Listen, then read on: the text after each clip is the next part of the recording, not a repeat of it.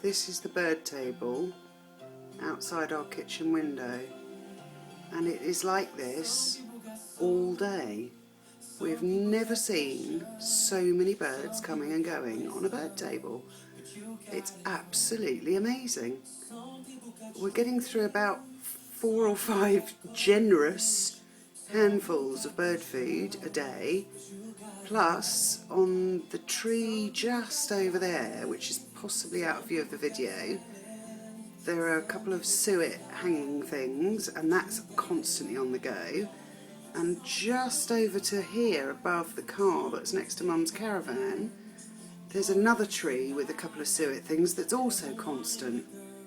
But if you can see clearly on the video, they just don't stop. And it is amazing. We've got ground feeders. There's a couple of people enjoying their little munches at the moment.